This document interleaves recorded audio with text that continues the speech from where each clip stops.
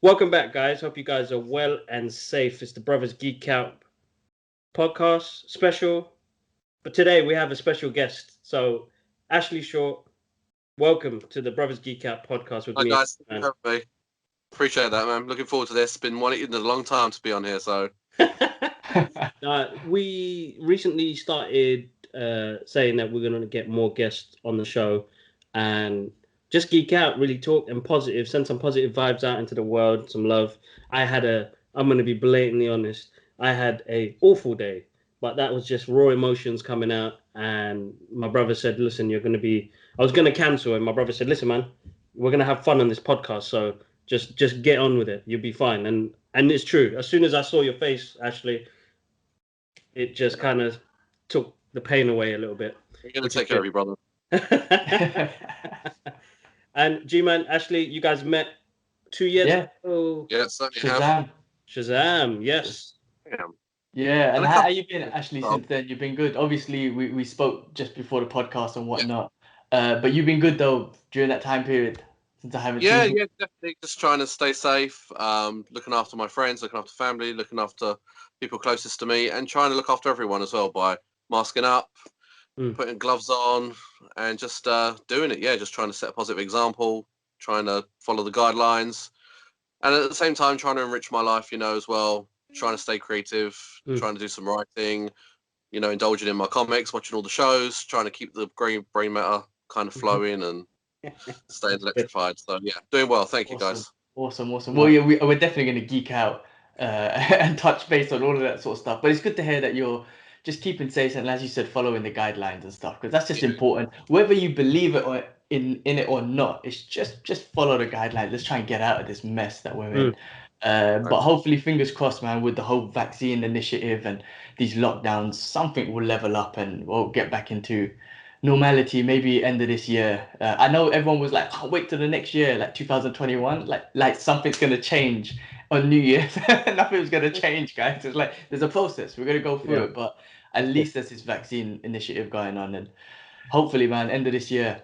And hopefully we'll see each other another premiere if Kibble invites me. Because I don't get invited to these things. It's not like that, man. It's not like that at all. No, I'm just like Warner Brothers or Disney, man. I'm here too, guys. Like, please. I've come from Singapore. Or send me to the Singapore one. I'll be there. Anyway. Yeah, man. So what you been up to anyway? Like you said, you're keeping yourself creative and whatnot, and especially during these lockdown periods. Like, what are you doing to just, again, keeping your sanity, keeping you motivated, and what are you working on stuff? Well, so like obviously I write reviews for our friend Tasman, the Aspiring Kryptonian. So I've been diving into that, which has been really nice because obviously comics stopped for a while, and I was so excited when they came back. It was awesome. So as soon as I found out that DC were producing new digital content, I dived onto that, started writing reviews, started to read more. So that was great fun. Tasman's got some great stuff brewing over there, so I've been kind of in communication with her, and yeah, that's been really good. I've kind of been dabbling with the idea of maybe trying to write a novel. It's been like a lifelong dream of mine to have something tangible of mine to hold on to, like Kibbs, like with your comic strip, with the comic book that you're in the process of trying to create, just to have something tangible that I can hold and leave behind, kind of thing. So I don't know what the context is going to be yet. I don't know what the content is going to be yet, but I'm just loosening up a bit. The reviews are helping, so I want to get into that mindset of attempting to write a novel one day, pretty soon. That's hopefully. awesome. Have you got like ideas and stuff in your head or written down or some kind of template in place? I can't even imagine writing like 3 pages, let alone 400 or whatever, however long a novel is. How do you even think about something? Oh god. Like that?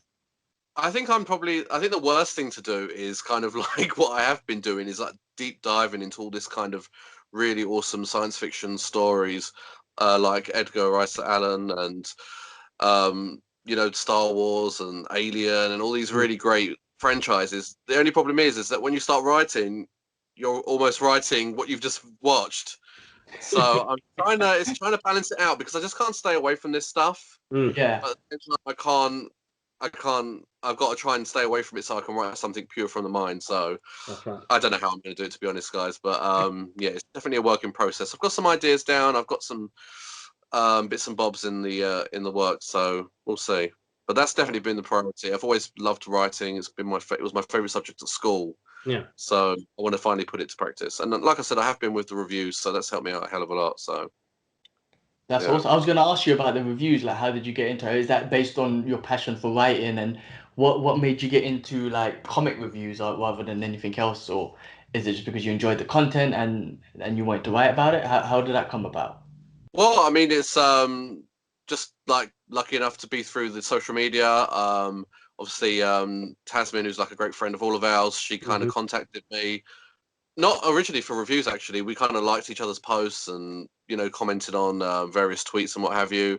One day she just asked me out the blue if I was any decent or any good at writing and would I like to come on board and write some reviews. And I just jumped at the chance. I didn't kind of second guess or anything. Awesome. We'd already met a couple of times in person at conventions and various things. So we got on really well and it was like a hand in a glove kind of situation. So, yeah, I've been doing it ever since. I think it might be 3 years this Christmas. Oh, that's awesome. Been over 2 years. So yeah, it was more like she found me, and we've just kind of cracked on ever since. And I know she's expanding. We've got like a new guy on board, David Evan, who's like smashing it. His reviews are great. So yeah, that's been a great help. So it just feels like being a part of something, and I couldn't be more happier and prouder to be writing content for such a great couple of people. So that's what it's all about at the end of the day. It's the people behind the content. Of course. You find out more about their personal lives and what makes them tick, and you kind of want to do it in the end out of love more than anything else. I mean, you don't want to let people down, and that's kind of like our kind of structure. Where I just don't letting her down, even when I perhaps have missed a review or I haven't had time. Feel so bad to kind of roll up and say this, and I can't do it this time. So I always try and smash it out of the park every time. So yeah, it's all about the people at the end of the day and the friends that you cultivate from it. And just not wanting to let them down and being the best you can be for them and for yourself as well. So yeah, man. I mean, that's the testament of your character, like as you're saying, you don't want to let them down. That's your emotions getting involved with letting someone down, and that's the testament of your hard work and just you care, right? If you didn't care, you'd be like, well, I'm not doing it this week, right? But for you to feel that way just goes to show that you care for it, and that's amazing. I love the hustle. I've been talking to Kibbs about. And one of the reasons why we wanted to do this with people is just learn about other people's hustle. We're all hustling in our ways. And I find that inspiring. I love to listen to people's stories and how they've kind of turned their passion into, whatever they're doing. Like, even if it's not their full-time job, they're just doing it. And I love to hear those stories because it kind of inspires me, And it's great to hear that you got the book in your mind and you planted that seed at least. So that's going to happen in the future. So, that's amazing, man. What got you into comics anyway? You're obviously a geek like us. Where did it start, man? Who was the inspiration? Who introduced you? Who's your where was the beginning of your comic book journey? That's one. I think I think you guys will probably kind of relate to this, but like there's certain like imagery and iconography that just seems to be there.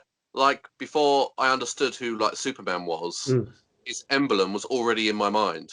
I already associated the crest, the symbol with the character before I understood who the character was. Yeah. So the characters seem to have always been there, either through watching cartoons or films. So I would say it's always been there. But when I look back, it's a couple of things. It's seeing Superman on TV, Superman the movie from '78. It just being on a random Sunday afternoon on terrestrial TV. Yeah. And it being on, that's definitely one. I go back to kind of like 1995 when the Judge Dredd film came out. And they released a kind of comic magazine. Yeah. I remember running to my local shop every other weekend to grab about 6 in the morning because I had it in my mind that if I didn't get it then, they'd run out and get in that. So I always pinpoint that. And finally, I was lucky enough, my post office, which is literally just a 2-minute walk down the road, used to do comic book grab bags. And if I was good after school, my mum would buy like a £1 or £2 grab bag for me. And it would have these beautiful comics inside and things that I'd only really kind of like I said, I've had the imagery in my mind, but now I'm actually putting that imagery into context and seeing it on the page. So yeah, they're the kinds of things that I look back on and go, they're what got me started. And then of course the Panini British Marvel comics, like Wolverine Unleashed and Uncanny X-Men comics. So that's probably where it started for sure. Oh, that's awesome, man. And you mentioned Superman a few times. Is he your go-to? Is he your guy, or who's like your most favorite or the one you relate to the most, or the content that you love reading the most about? I'm gonna say, well, even though I do write for a Superman blog and I love Superman, he's not actually my favorite character. Okay. Daredevil's my favorite character. Daredevil, interesting. Okay. Yeah, he has been for the longest time. I even find myself referring to him by his name, Matt. So that's when you kind of know that you're involved, invested, because you're talking about them like that, like they're an actual friend. So yeah, I've always been a fan of Daredevil for as long as I can remember. I just love the hard-boiled stories that Frank Miller told. Yeah, I'm all about that kind of writing. I really like hard-boiled, hardcore, serious noir tales. That's my real passion. Obviously, like Frank Miller was gone on to do Sin City after Daredevil, and that's right. 300 and things like that. But it's all kind of from the same place. It's all very gritty, hard-boiled, and yeah, Daredevil's my guy, really. Did you catch the Netflix shows? What do you think of that? Did they do your character justice? Did you think? Oh, without a shadow of a doubt, yeah, I loved those shows. Yeah, that third season with the introduction of Bullseye and that office scene was just incredible. I didn't think they could do it. Yeah. Making weaponry like pencils a weapon and scissors and things, and it was amazing. I absolutely adored that show, and I was gutted that it got cancelled, unfortunately. Yeah. Well, fingers crossed, right? The rumors are true of him appearing in Spider-Man or in the MCU. I was watching this Kevin Feige interview and whatnot, and I was telling Kibbs about it. And when he was asked that question, his response was just like blank face. There was no yes, there was no no, there was nothing. So I kind of feel like he's, if it was no, he would have shut it down. But I think Marvel, they listen to their audience, right? They fan please a lot. So I just got this strong feeling that he's gonna be in the MCU and probably show up in Spider-Man, because he's our Daredevil now, right? We don't want Charlie Cox. Right? Charlie Cox I can't see anyone else.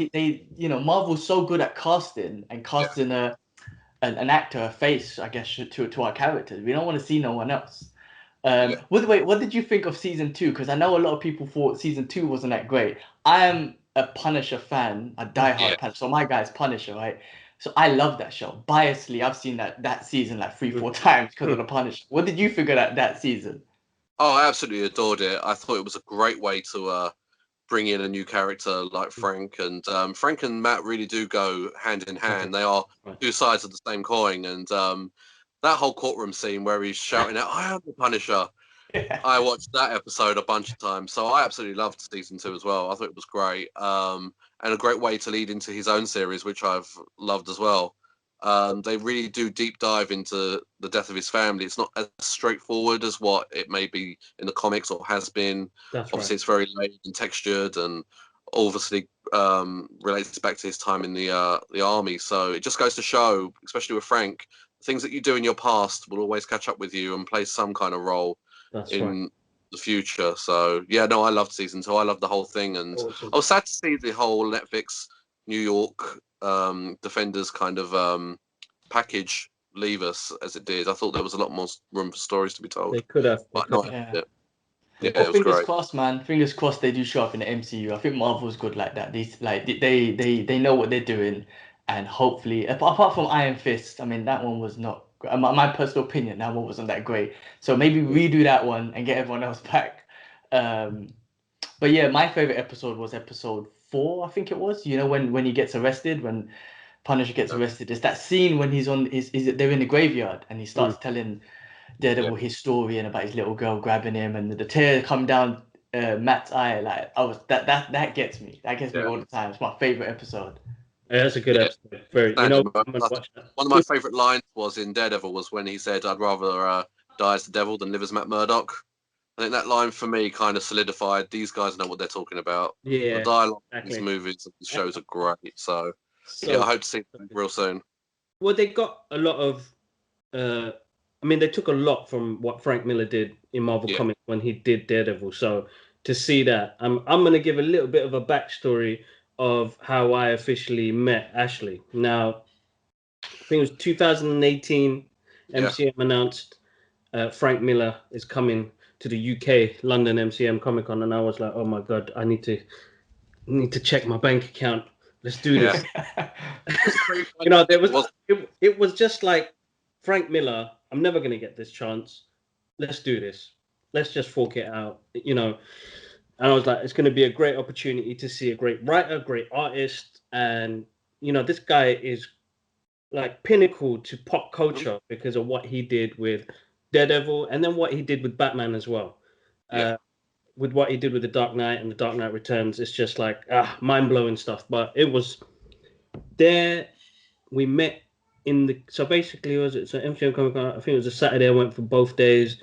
Saturday I went and I met Ashley in the queue, and I can't even remember what the first conversations was because it was just before us meeting. I know we were like really like angsty before we met Frank and got our thing signed. And so wait, you guys never spoke on Instagram, Twitter, none of that stuff. You guys met in the line. Yeah. Awesome. we met in that queue. We spoke about what we were going to get signed, I think, and then I think that day we did. What did we do? That day we did the Q&A session with Frank Miller as well. And I had my little stumble when I was like, you worked on Wolverine. What was that like? And he was like, it's great. But it sounded like I just woke up. So everybody was laughing and the rest of it. But then it was the following day. Yeah. Went back because I couldn't get my comic signed by John Romita Jr. And his queue was horrendous. Yeah. It was like the longest queue ever. Every time I went back to his queue the day before, I met Ash. So I met him in the queue. So John Romita Jr. I waited on Saturday, and I went back there Sunday morning, knowing that there was a wedding going to happen the following. That's right.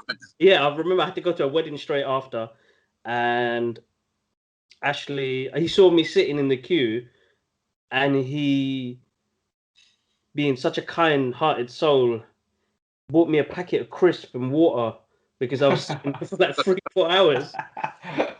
And we kind of just geeked out from then, wasn't it? Yeah. The train home, I jumped in the car, and then, it was mad. And that's how this friendship has become. And then found out he knew Tasman, and then this community we have, which is absolutely amazing. It's such a small world, and like... It just makes the convention scene so much more pleasurable to go to because you've got people there, or you even plan to go with them, and it's just a beautiful thing. You know, you don't go on your own, or you can experience all these fun moments together. Like, I remember that Q&A panel. It was so much fun, and it was really great. So, yeah. I always joke, Gibbler, when I say that how I met you. I say that our eyes met across a PAX convention floor, and I knew you were my guy ever since. So, exactly. We've done some fun stuff since as well. Like, we went to Hollywood Babylon, and we went to the Jane Silent Bob reboot premiere. That's right. Yeah, that's right. Showing. So, yeah. Yeah, we've done. Oh man, I do miss it, dude. I miss having a burger and a comic book shop. That's the main thing, man. That's what I miss out in the time that we haven't got to see each other. But yeah, that's how we met, and it's been tight knit ever since. Yeah. And dude, thank you for always supporting the channels. That's the main big key. You've always been a supporter, and recently getting my artwork out there. That Devil one that I shared, and you shared it had like 1,000 reposts and shit like that. And I was like, what the fuck? What happened there? And I was like, that's amazing. And that's just from one person doing that. You know what I mean? It doesn't take much, does it? Just to show a bit of love. Of course. And yeah, no, it's been sweet ever since. And like, we get to geek out once in a while. Yeah, exactly. But since the shops have been closed, I miss Orbital, man. I miss Orbital, man. I miss going out there and just being there with people. Miss just that presence, that moment that I could say run out Saturday morning and say, look, I'm gonna meet up with Ashley. We're gonna go grab some burgers and comics. Oh, yeah. That's awesome. Well, at least we're conversating now, man. Yeah. I mean, even though we can't see each other in the physical form or whatnot, but this situation has forced this. You know what I'm trying to say? Like this thing that we're doing right now, because I haven't spoken to Ashley in 2 years. And, you know, if I wasn't stuck in London now, we wouldn't be doing this. You know what I mean? It's like the universe works in its funny ways and things just happen. Just like the universe, the way it worked and your eyes met and you bought him a packet of crisps or something. You know what I mean? That's the best money ever spent. No, dude, leave. That's bought a friendship now. That's That's the amazing. Frank Miller ticket, my friend.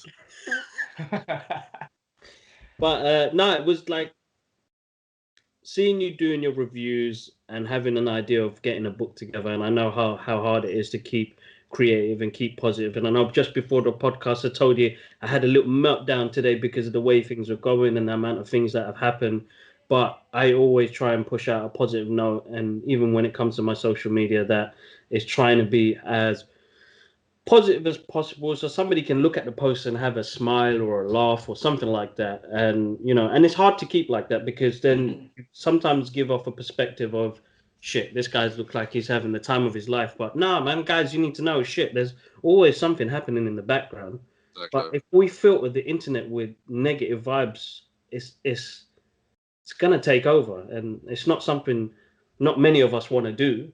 But we're all human beings, man. We're all going through our own shit. So try and spread some love, some goodness. That's the main part of it. You don't know what people are going through, and it's hard because not everybody's gonna say, "I'm okay, I'm okay, I'm okay." Like, I'm not okay. So it's trying to spread some positive love out there and just let them know that, look, man, there's loads of good things to be about. I'm not sure if you guys seen. I don't know, Gilman. You saw it briefly when I saw you last, but I watched it twice now, again by myself. That movie Soul is beautiful. I'm not sure if you've seen that yet, Ashley. No, I haven't seen that yet. Is that the one with Chris Jamie. Pratt and the Tom Holland? No, that's Onwards. Oh right, no, I haven't seen that either yet. Well, that one's a creeper. That one. Okay. All right, that I one. haven't seen that one. That one's actually really good with Chris Pratt and Tom Holland. It's called Onwards. It's a Pixar movie as well. But this one, Soul, with Jamie Foxx. It's about a musician just ready to get the best thing happen to him, and then he kind of passes away, and then he goes through a journey into the afterlife in a different way. But the solid meaning in that movie, and with the current situation we're going through, I'm not even going to spoil it. I'm going to wait for Ashley to see it, and then we geek out later on. But catch it, guys, if you get the chance, definitely. Yeah, sounds awesome. Yeah, do watch it. It's a heartwarming movie, and you're gonna feel good. I mean, Pixar movies, all of them, you come out of it feeling good, and you a roller coaster of emotions for it. But this is one of them, so do check it out. So good. Oh, I don't agree with that, G-Man. What do you mean? What about that one with the emotions, Inside Out? That was emotional, wasn't it? Yeah, it was emotional. It did have a good ending, but there was a section in there. I'm not sure if you've seen that, Ashley. I have, yeah, I have, yeah. So there's a part where she's talking to his her imaginary friend that he lost, Bing Bong. Oh yeah.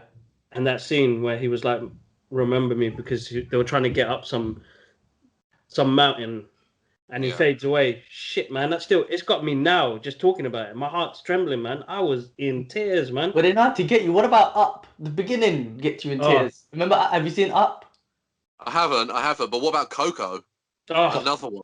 Another one, exactly. So I mean, all the Pixar movies get you. They're so amazing, and it's an animation. Like I don't know. The way they pull them together, the stories and whatnot through an animation is absolutely amazing.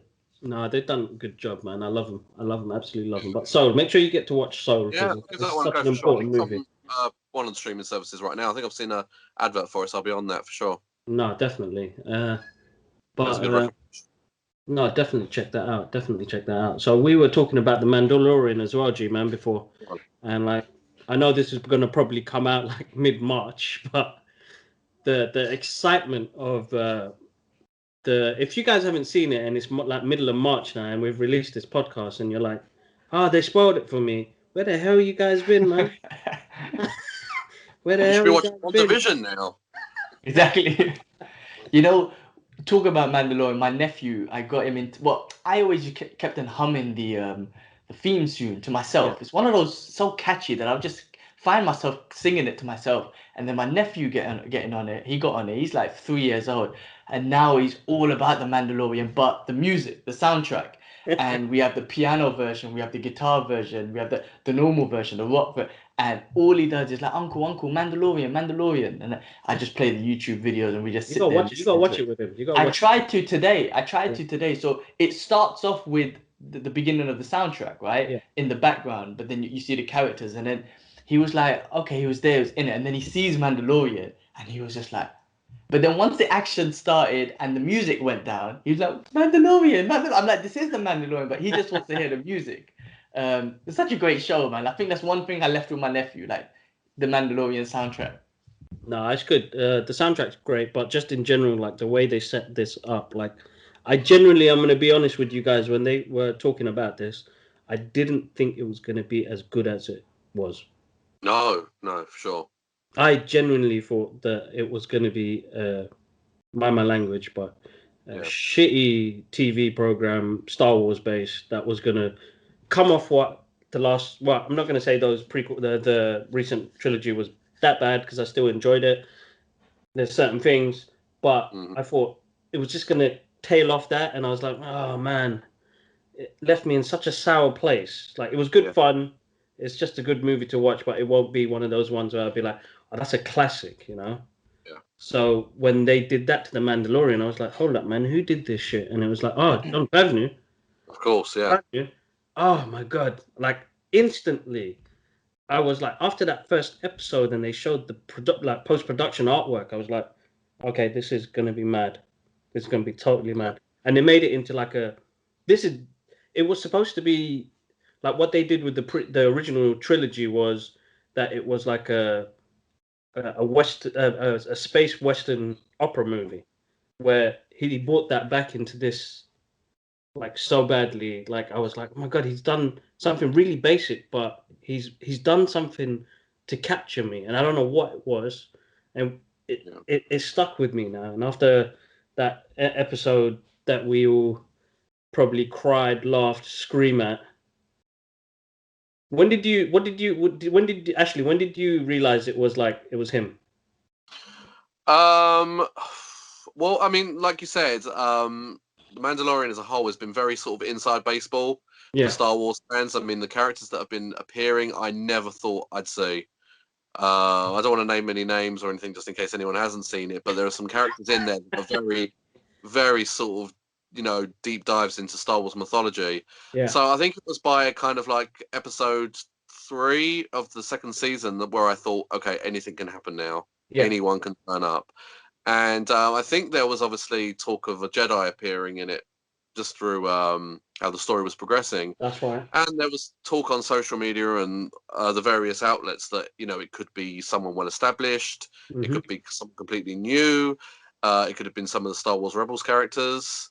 But then just obviously... spoil shit out of it, man. Spoil shit out of it. Come on, man. Well, yeah. So as soon as we saw that X-Wing landing, it couldn't really be anyone else, could it?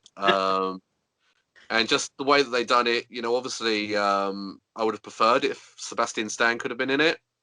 He is under the umbrella already. He is part of the family. Agreed. But yeah, the way they done it was great. They obviously kept the hood on, very sort of Return of the Jedi, and he just cleaned house. And I was losing it big time, like a lot of people were. I wish I'd done a reaction video of myself watching it, like so many else have, because it would. It would have been incredible, but yeah, I loved it. Some of those videos are quite genuine, because they already knew Luke was coming, so they pre-recorded themselves again. So it wasn't. I didn't feel like it was like I saw a lot of those reactions. I was like, I don't know, but because like what my wife said, she was like, Kibbs, you were sitting down. You saw basically my reaction was saw the X-wing land. I was like, oh shit! So I kind of levitated off the seat. So I levitated off the couch, and she goes, "You just draw to the screen, like you even missed all of the Lara's toys, and went straight to the TV." And then I kind of like just put both my hands in my mouth, biting them, like, holy shit! They actually did it. The moment I saw the lightsaber, I was like, "Fuck, oh shit, it's him." Yeah. And I was like, I was emotional, Yeah, so was I, big time. Yeah, I was emotional. I was like, my voice was trembling. She was like, "What's wrong? What the fuck? What's going on?" And I'm like, "They fucking did it."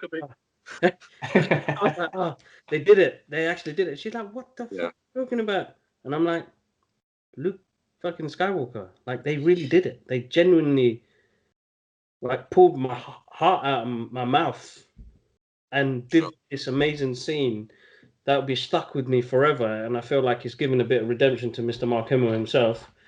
But if you guys ain't seen it, sorry guys, spoilers. As Kevin Smith says, spoilers, spoilers, spoilers. Spoil the shit out of it. Spoiler Well, they shit. gave him justice, and they gave him such a great action scene for that short period. Like we really saw him use the Force and, you know, the saber in a way that we've never seen him use it before. Right? Remember Vader had his moment at the end of Rogue One that we've never seen Vader do that before in that fashion. And now they gave Luke his shine, which was awesome. I mean, I've said it on the podcast before, and is, you know, true Star Wars fans might hate me for this, but for me, I'm not the craziest Star Wars fan. I'm a huge fan, but not the craziest. But for me, The Mandalorian's been my best Star Wars content. When it comes to Star Wars, I would say Mandalorian for me has been the best Star Wars content. And I know so many people who's not even into Star Wars or any of that sort of stuff, but it was something about that show, the relationship between, you could say, father and son or whatnot, that just grabbed people, you know? And it was more than what people might think Star Wars is, which is like some sci-fi futuristic shit, whatever. But this had a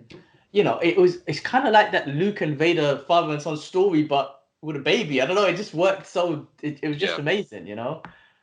But No, yeah, that scene was amazing. But I remember my nephew was making noise, and I was just like, oh my god, this is like I didn't want to swear because normally I swear too much. I was like, oh, fucking hell, fuck. But my little nephew was there, so I'm trying to control myself. He's making noise, so I can't really appreciate it. So after we saw it, I went straight upstairs and watched it again to really get into it. But yeah, no, what a great Dad show, on man. the phone as well, right? Dad was on the phone making noise. Me and my little brother, me and Ash, we were just trying to geek out, and we would just be like, I was kind of in denial. I was like, it can't be. Like, they wouldn't put Luke in a show like this. No, it can't be. Who is it? Why does this person look like Luke? Why has he got the green say? And I was so in denial. And when he took off, I was like, holy shit, they fucking They did it. yeah, man, throwing all the money. And I know people were cussing the CGI. Forget about that. I don't care about that. Like they just throwing all the money, man. And like, even WandaVision showing now, like I heard that's like the most highest expensive show ever, I think. If I've got my facts correct, but more than Game of Thrones and all that stuff. Like Disney's throwing all the money on these shows. They're not TV shows. These are movies, man. These are movie budgets that they're throwing at these shows. So it's crazy. It's crazy. I was like, I don't know. Again, fan pleasing, but in the best way possible. No, it is. Are you so actually you looking forward to Falcon and Winter Soldier? I am indeed, yeah. Winter Soldier is one of my favourite characters. I loved the story arc that he was introduced in back in the day. You know, Steve Epton and Ed Brubaker. I fell in love with him then. I loved his portrayal in the MCU. Winter Soldier is my favourite film as well. It's one of mine as well. Yeah. Yeah. Falcon, I've really grown to love as well. I think he's a superb character, and yeah, I just can't wait to see them together. It's going to be like a buddy cop movie, kind of a buddy cop superhero movie. Definitely. We saw a bit of the banter in Civil War. That's right. So I'm really looking forward to it. Really excited. I'm just kind of wondering, is it going to be the same structure as WandaVision, like only 22-minute episodes, or is it only going to be 8 episodes? I think it's going to be, again, this is coming from Feige's mouth, like I know him and whatnot, but I love watching his interviews. You know, he did say these ones will be, I think it'll be like 6 episodes of like 45 minutes, whereas WandaVision is like 8 episodes of 20 to 30 minutes or whatnot. But yes, yeah, that's going to be nice long episodes are nice.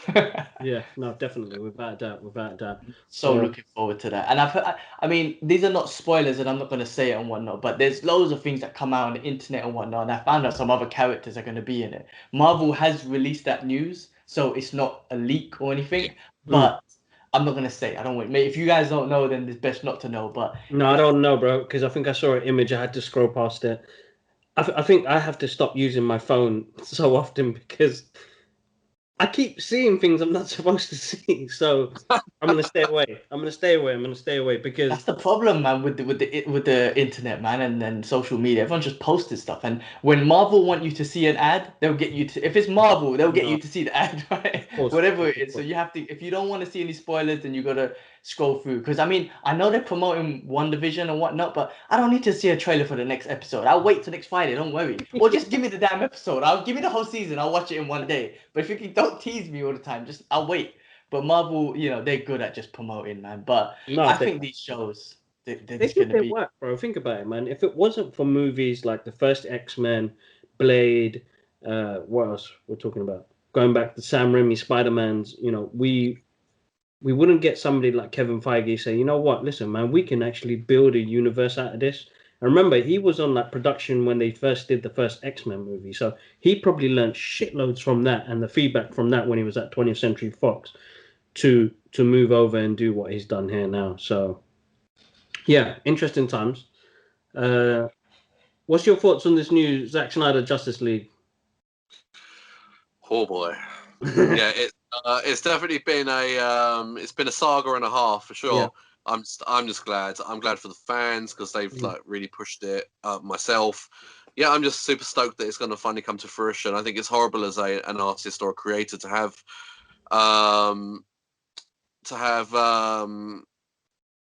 like a blotch on your docket kind of thing, like to have red on your ledger, Of course, as yeah.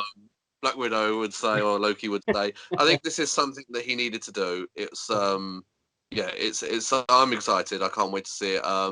It's heard it's going to be an R rating, which is Yep. exciting. I read that. Heard it's going to be 1 hour episodes over 4 consecutive kind of nights or episodes. So I'm hyped for it. I'm so excited. I'm glad that so many people that worked on this film are finally going to see their hard work rewarded. At the end of the day. Definitely. I think Joss Whedon, he's got a lot of flack unnecessarily. I think he came in at the 9th hour and pulled the proverbial rabbit out of the hat, really, with what he had to work with. I mean, they wanted him to make a new film with the same budget, same kind of release date. So I think he's done a great job with what he had to work with. But this is definitely Zack's vision, and I'm just pleased for everyone involved. I think it's just a good feeling that it evokes, everyone getting what they want. A bit like with Luke in The Mandalorian. Exactly. We wanted it. The studio knew, I think they could sense that there's some unease, some unrest. Let's just give them what they want. This time, let's give them what they want. And that's what I feel this is. Yeah, no, definitely. Without that. So. It's been a long, was it? Almost coming up to what, 3-4 years now?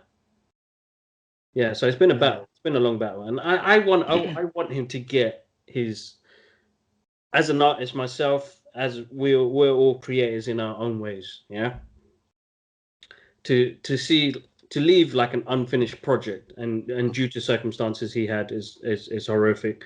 I'm glad that he's getting the chance to get this out there because I'm a big Zack Snyder fan. I've always loved his work. Yeah. All the way from when he did his was it The Living Dead, the remake?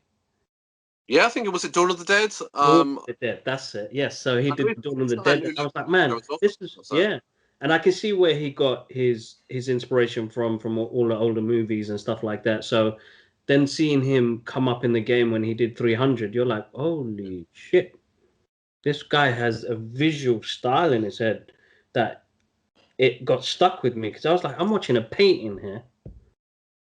That's his work. He way he frames things, the way he does things. He does paint. That's paint, man. That's a painting on somebody's wall. I'm like, what the fuck? This is amazing. 300 blew it out of the park for me. And then he did a movie called Sucker Punch, which didn't get the best reviews, but the visuals are stunning, and I love that. And I want him. I'm gonna start a hashtag soon. I want him to do Fist of the North Star. We've been saying that for ages, right? Zack Snyder, Fist of the North Star. If anybody's going to put a visual to anything, it's going to be him. He would. Oh my god, he'd smash that movie because I want him to do something with an anime style, which I think he'd do good. Because if you've seen most of us have seen all of his movies. Yeah, he has this certain tone and technique that he does in his filming, which is beautiful. And Man of Steel showed me that he could do. He could definitely do a Fist of the North Star movie because that last fight scene was a Fist of the North Star fight scene. Because you're like, what the? How did he? Yeah, and that's like anime, Dragon Ball, and all that sort of stuff. The way they were fighting and exactly. Yeah, we've been saying it for ages. He needs to get that job. He needs to. Snyder, if you're listening to this, dude, and I know you've been listening to a lot of stuff, please, man, take on Fist of the North Star. I'm telling you, I'll back you. I'll sell my house. Why don't you fund him? But yeah, but you know what? Saying about the Justice League, and I was listening to Kevin Smith and Mark Bernard and Fat Man Beyond. Yeah. They said it's going to be from their sources. It's a 4-hour movie. What? I don't know if they're gonna do the 1 hour. They were talking about the 1 hour episode, but I think they're just gonna release it as a 4 hour movie. So get your popcorn ready, empty your bladder, and sit down. But at least you're at home. Right? Good thing is, right, in one way, because I do miss the cinema, and hell yeah, I'll go watch a 4 hour movie in cinema. But the one thing being at home, you can at least enjoy it 4 hours. You don't have to, you can pause it if you need to go to the toilet or whatever. But that's gonna be a night where, and if I'm still in London, Kibla, we're coming over to yours and movie night, bro. Like, Yeah, definitely. order pizza or something and just sit there for 4 hours and enjoy this. But no, cinema. Like, I mean, Ashley's a big cinema goer as well, and that's one thing that has been taken away from us. I mean, the last film, luckily, before the third lockdown kicked in, I got to see Wonder Woman 1984 in IMAX, which was a great just to be back in the cinema again and out and just talking about the film to people and stuff like that. But then before that was Bill and Ted, Face the Music. Yeah. I'm not. What was your last movie, Ashley? So my last movie was Tenet. Ah. I saw Tenet at my local cinema, and like they've done a great job. As soon as you could walk into the establishment, you could sort of smell like the kind of the disinfectant in the air. You could, there was lots of hand wash everywhere, and I thought they looked after us pretty well. I won't say too much about the film. I didn't have the greatest experience with it, I must say. Not one of my favourite Christopher Nolan films, to say the least. But I felt like I was taken care of and looked after. So hopefully they can kind of keep that up when the rollout begins of cinemas opening. I hope so. Yeah. I hope so. I really hope. They did. I think they done a good job, and they segregated the seats, right, and all that sort of stuff. So they took the precautions and stuff. They did. But yeah, now with that movie, I mean, like, we don't have to talk much about it, but I think I know what you're talking about. I mean, I enjoyed it, but I think it was so complicated that you just don't enjoy it because you don't know what the hell's going on. I felt a lot of people had the same sort of thing. They're like, I don't know what's going on, so how am I supposed to enjoy something that I don't know what's going on? And I found myself just like trying to focus, being like, all right, this is going to be a trick and this is going to be that. And I even found myself, I don't know what the fuck is going on, but I still enjoyed it. But I get it. When someone tells me, oh, I don't know about Tenet, I understand, because it is too confusing. I think you confuse the shit out of people, and it's like, well, I can't. What?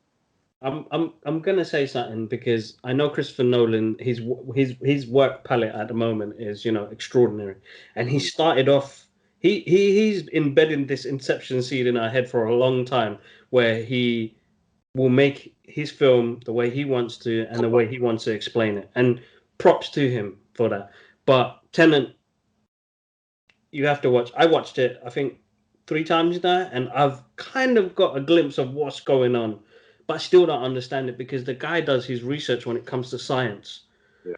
So where in Inception we kind of babied into it. He told us about, then we found out, oh man, he's gone into 5 dreams. How the fuck that happened? He's gone into 5 different dreams with 5 different people. He babied us into that. And after watching it 100 times, I absolutely adore that movie. That movie is absolutely amazing, without a doubt. And then he did Interstellar, time, space, black holes, made me fall in love with science again.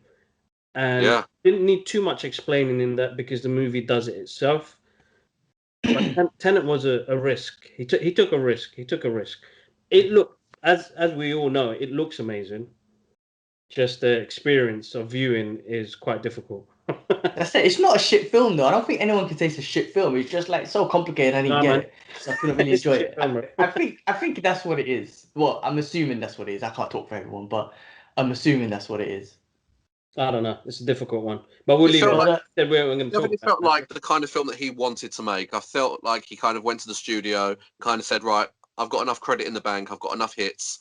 Let me make something that a passion project for myself." That's the way I kind of view it. So. Exactly. Yeah. Dunkirk. Did you enjoy Dunkirk? I love Dunkirk. Yeah, I watched that many times. Brilliant the way he did that with time and time. He's obsessed with time. I think he's building a time machine. Sorry, I genuinely think he's building a time machine. He's probably talking to Elon Musk right now.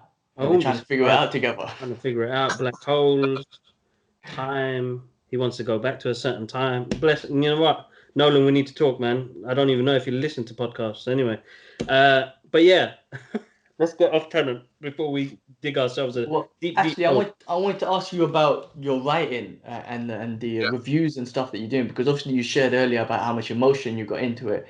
Do you ever get nervous about writing a review and then sending it out and posting it and whatnot? And how do you handle those emotions? How do you deal with that? Like if you do get nervous? It's kind of difficult because you know, obviously when you're reading, you want to love everything you read. You want to love everything that you consume, from music and film and obviously comic books.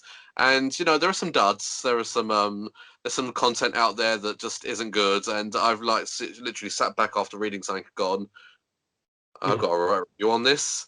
So I suppose it's, you know, you channel it the same way you would channel your excitement. You kind of really try and compartmentalize the things that you really enjoyed, and you just you go for it like you're talking to your friends. You just write like you're talking to someone important to you, that you want them to read your work, your writing. So that's kind of how I tackle it, for sure. There have been some books out there that I've absolutely adored, and I've ran away with it completely, and I've kind of filled up 2 pages or 3 pages of, you know, adoring words and analogies, waxing lyrical about something. And it's the same when it's something very negative as well. So yeah, I just try and compartmentalize how I feel, try and work through my emotions, give it a bit of time, and then just let it all out and try and write something cohesive. But yeah, I can try to imagine. write things that I want for my friends to read and enjoy. That's the way that I Yeah. kind of That's good. do it, for sure. That's the Yeah, best. because I could imagine you have to control your emotions and whatnot, because unlike me and kids, we like everything. And if something is shit, we're like, oh yeah, but we still liked it, right? We're too biased and whatnot. And but what you do in your reviews, you obviously love everything, but you Yeah, gotta have that balance of where you could be like, all right, I gotta control my emotions, even though it's my favorite character, my favorite whatever, and It's I hard. gotta give an honest opinion. Like it's same like, you know, with Kevin Smith and Mark Bernard. Kevin Smith loves everything. But yeah, then I think he strategically picked Mark Bernardin because there is someone there to just criticize it, and he's Yeah. like, "Cool, at least I got that balance." But that must be difficult because if you come across like, you know, just say for example, Frank Miller Daredevil comic, and yeah. you didn't like it or you just didn't think something was good, you would have to take outside your biasy to be like, "All right, this is my honest review, like, and why I probably didn't like it or whatever." Yeah, Yeah, and I no. think it's so important. I think it's so important as well because there are, you know, I really enjoy hanging out with my contemporaries or the people that kind of do this thing as well. And I think it's so important to feel grateful for the position that we're in, and for the things that we get to experience and are allowed to do. But at the same time, it's important that we do put out an honest opinion. And sometimes it can feel very easy to completely just say something is fantastic, and that's not always beneficial for anyone, you know, for the No, of people that are course not. reading it and for the creators themselves. If criticism isn't allowed to kind of be out there, but in a very constructive way, then people can't kind of learn, or we get the great content that we get now. You're not giving value, isn't it? Yeah, The main thing about what we do and how we do things is that you're going to get some sort of value from it. You know, be like, oh, you know what? I actually reviewed that comic book, and he was totally honest about it. But when they read it, they could be like, oh, you know what? I've picked out on a certain thing, so they can use their own initiative to say, you know, like when I say most of my reviews when I do movies or artwork or anything like that, I yeah, say, look, it's just my opinion. This is just my opinion. This is how I feel about it. And it's true. I'd be like Kevin Smith as well. I love the shit out of everything, but there are moments where you're like, you need to get back in check. So having somebody who can give you that honesty will, is I think is really important. Anyway, yeah, Yeah, it's important about with anything, right? I know we're just talking about comic books or whatever, but anything in life, it's good to have that discussion and just hear it from the other perspective. Whether you agree or not, at least you can understand where that perspective is sort of coming from. Do you ever think if you was to give like a review of, you know, I don't want to say negative, that's the wrong word to use, but something yeah. that, you know, needs a bit of extra work on it, do you ever think how you would write it or how you would change that scene or that whatever to make it that could have made it better or sort of thing? Does that ever come cross your mind? I think first of all, what I would do is I would jump straight on Twitter and apologize. No, I think it's definitely, it's all about respect at the end of the day, and respecting the people that are reading your review or reading your work. And I don't know, I just try and give my opinion, but then I kind of like buffer it with all the good things that I've perhaps enjoyed about it, because I know I'm not talented enough to create my own material at the moment, or maybe ever will. So there's always going to be there's always going to be respect, because everyone goes into something wanting to give it their all. You know, like if you really dislike a movie, like I really didn't like The Rise of was it The Rise of Skywalker? Yeah. I didn't like that at all. But I know for a fact that everyone went into that movie wanting to make the best thing they can make. No one's in thinking I'm only gonna I'm gonna try and short thrift the audience. Everyone's going in wanting to give 100%. So that's in my mind a lot of the time. So whenever I am writing something, I always want to choose my words wisely. And if I do critique, it's gonna be from the heart. It's all about respect, but I don't want to ever slate anyone down so they never feel like they want to write again or anything like that. So that's of course. really the way I go from, for sure. I'm not talented enough to do any of this stuff that the people are doing out there. That's what I say as well. Exactly. Yeah. It's such a hard graft, because who was it? Shit. It brought back a sharp pain memory, because I remember somebody coming up to me and says, "What did you think of Batman v Superman?" Okay, so that's a movie that's had its ups and downs. Yeah. But I'm gonna stand by the director because I'm a fan of his work, and you know, there's all sorts of attributes that are gonna get to it. But I realized then at the time what I was doing was it wasn't constructive, and I didn't say my wording right, and I was like, "You can't say that, man. Somebody put a lot of hard work into this, man. You can't be slating somebody's work like this." You know what I mean? You don't know the effort and the time that goes into something. I don't even know. I'm not even talented enough to know the amount of work and time and mental stress that goes into something like this. So you've got to respect it in a way where, can you do this, Joe? Can you do it?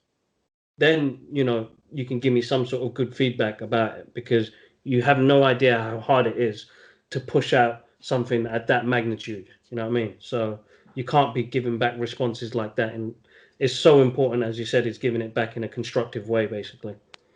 Yeah. But it's so important. But it got to me, because I felt like, he's one of my mates, man.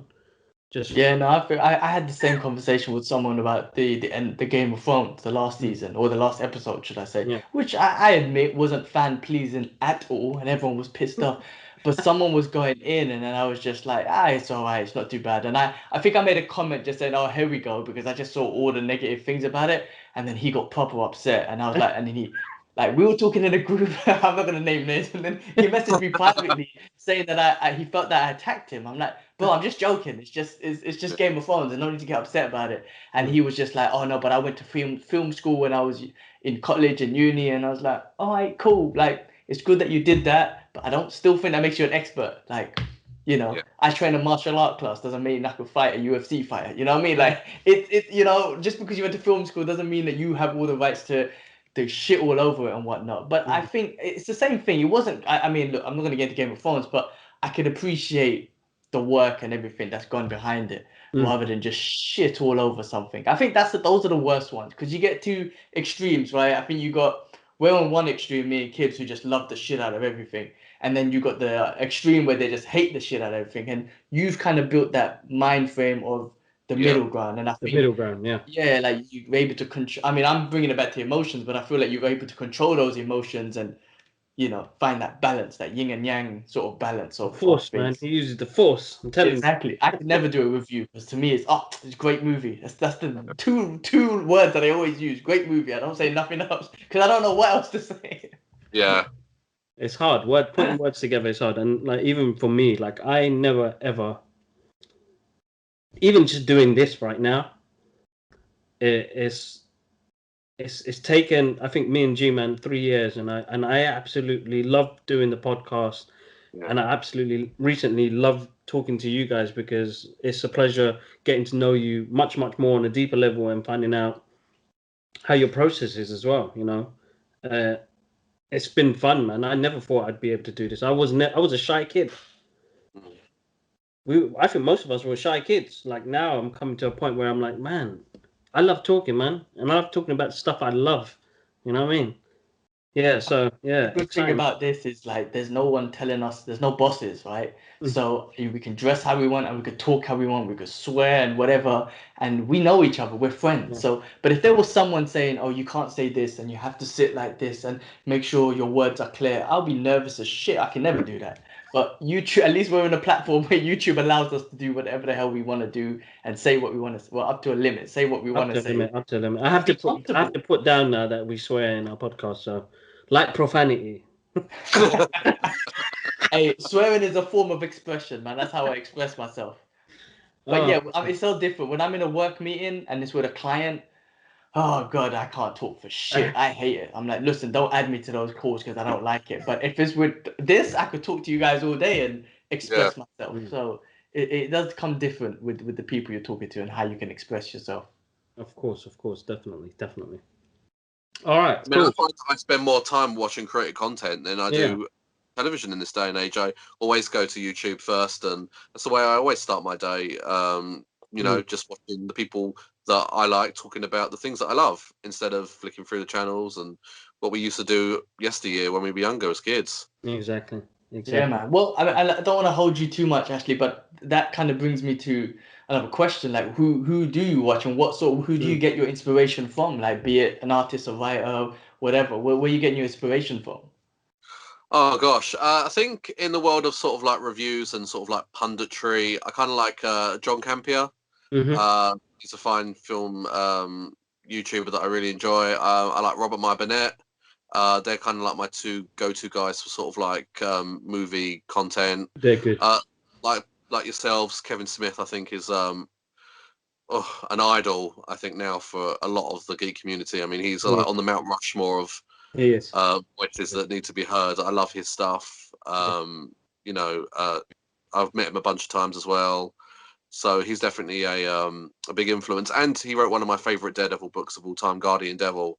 I remember him saying, I think it was on an episode of Fat Man on Batman, where he was talking to Scott Snyder and Greg Capullo, and he was talking about how Batman, The Dark Knight Returns that's the graphic novel that's scrunched up, that's got dog-eared, that's in his back pocket that he'll get out every so often. And I remember meeting him at one of the conventions in the UK, and I remember saying to him, I remember repeating that to him and saying, but for me, it's Guardian Devil. Yeah. That's me, the graphic novel that's in my back pocket that's dog-eared and it's got like pages folded over and that for me. So yeah, Kevin Smith is a huge voice. How was his reaction? Because I just knowing him, he probably got up and hugged you or something. How was his reaction to that? I think he did, you know. I think I was very emotional at the time. I remember me being very emotional because I think it was just after he'd had his heart attack. Yeah. Okay. It really hit me for six because I mean he really is a leading light in this this space. Like I said, he's definitely on my Mount Rushmore of comic personalities. Geek guru, and just man. Yeah, and to think that we may have lost him or we were close to losing him, I don't know how severe it was, but yeah, I got very emotional. So I kind of remember my own emotions more so than perhaps what he said to me. I was just grateful to be there and to be in front of the great man again for a second time. So anytime Kevin Smith's over in the UK, I will definitely flock to him and sing his praises. But yeah, Kevin Smith is another one. And just my contemporaries or, you know, my peers like you guys. I love listening to the podcast. I love listening to friendly voices, maybe on my commute or just on the TV at home, just talking about the things I love. So I've definitely learned to appreciate the people around me, the contemporaries, more so than the personalities that have been around for a while, you know, because the people that I'm listening to, like yourselves, all of my age group, you've experienced the same things that I have, come into the same interests as I have at the same time. So yeah, that's it. Yeah, YouTube has definitely opened my eyes up to a lot of incredible creators. Awesome. That's awesome. I gotta say, I've got some good memories of like when we went to, is it Hollywood Babylon? Yeah. Yeah, man, that was another one as well. And Jay and Silent Bob reboot, that was just magical, awesome. And Kevin for me is a big thing in what we do right now, and I think he basically inspired this podcast without that. Him and Mark Bernardin. I got enough love for that dude as well. Yeah. But yeah, they inspired this podcast and it's kept me and my brother in contact for since you moved. What, just a couple of years after you moved to Hong Kong, so it was a great way of us keeping in contact. Because what happens when people move abroad or friends move in far distance or live far is that you lose that connection. And us still geeking out and talking about things, and then suddenly saying, listening to Fat Man Beyond was like, why don't we just do this? And coming on 3 years now, and 2021 with having you on the show and being a guest as well, it's been a great honor, man. It's just been I'm emotional right now. I'm actually a little bit emotional because it was like we started this just two brothers geeking out to now we're getting people on here, and it's just lovely to share the experience with everybody else on here. So absolutely awesome. No, much appreciated. Thank you for having me. I mean, it's all that I could have hoped it would be. So brilliant. That's good. That's good, man. All right, guys. Make sure you click on the description box because I've always got everybody's details in there. Click, follow Ashley Short on Twitter. I don't even know if you're on Instagram, dude. You are, ain't you? I'm not just on Twitter. Just Twitter. He makes Twitter. He makes now. Twitter, guys. Make sure you go follow him. Check out his reviews as well with Tasmin, the aspiring Kryptonian. He's got all of his stuff on there as well. G-Man, always a pleasure, bro. Awesome. Of course, it was amazing talking to you guys. Ashley, it was good to catch up with you and good to hear that you're doing well and everything. And let's do this again, man, in the future, man. Let's review something epic. Why are we like brainstorming? Yeah, let's brainstorm. Maybe 4 hours of Justice League. Maybe we can catch up after it and get your thoughts. Well, you know what? Because I think this is the next thing going on forward. Like, even for me personally, it was. I wish we started this earlier. Genuinely wish we started this earlier because I do love this catch up with more people now. But Ashley, I'm gonna get in contact with you for some other things for the future. So as we said, if we could plan something for after we've watched the Justice League, just to have a discussion, that'd be lovely. That would be awesome. So let's set that in stone now, and then for the guys who keep this going. Yeah, definitely. For the guys who listen to this on YouTube, you get to see our beautiful faces. Look at these handsome guys. Yeah. If you're fed up of seeing our faces, then you can listen to us on SoundCloud, iTunes Podcasts, and Spotify. Ashley, I can't thank you enough for joining us on today's show. Massive pleasure. G-Man, have a wonderful time. Thanks, guys. Appreciate it. And I'll catch you guys up soon. Peace.